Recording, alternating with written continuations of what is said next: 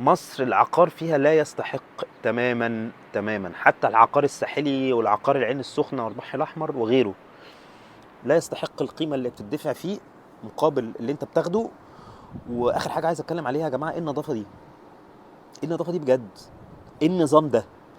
مرور ونظافة ملهاش حدود. انا عارف ان هي منطقة سياحية، زي تقارن بشرم الشيخ وتقارن بمراسي، ولكن هنا مفتوحة للجميع. يعني ايه مفتوحه للجميع؟ يعني كله بيعمل اللي هو عايزه، محدش بيحاسب حد او محدش بيبص على حد، ومحد يعني.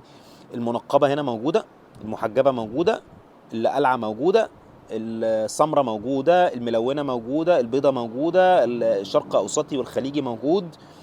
كل اجناس العالم موجود على البحر، محدش بيبص لحد، شبه دبي وامريكا واوروبا والحتت اللي ايه اللي احنا عارفينها دي. وزي ما بقول لكم، المباني هنا كلها دور اتنين تلاته بالكتير.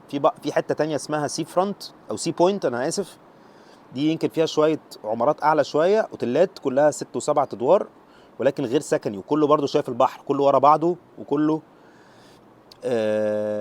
شايف البحر.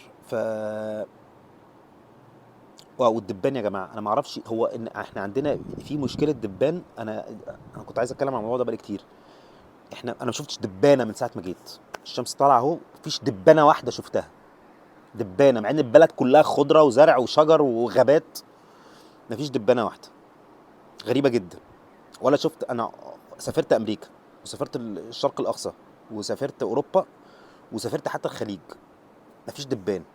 البلد الوحيده اللي شفت فيها دبان هي مصر، معرفش ليه. انت قاعد في الساحل الشمالي النهارده، للاسف انا كنت مصيف في شهر 7.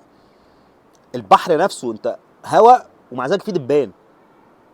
فده سببه ايه؟ محتاج في علامات استفهام كتيره قوي بالنسبه لي. سبب الدبان موجود ليه في مصر؟ غير ان في مشكله هايجين او مشكله نظافه؟ لا، في اكيد حاجه، في سبب انا ما اعرفوش. بس مستحيل يكون ده شيء طبيعي. مستحيل يكون ده شيء طبيعي. شكرا. وهعمل لكم حلقه ان شاء الله عن جنوب افريقيا بالتفصيل، زي ما انتم شايفين اهو. ده المنظر من ورايا، وده منظر الجبل برضو. جبال يا جماعه حاجه خرافيه. جبال من كل ناحيه، جبال وخضره وزرع وبحر.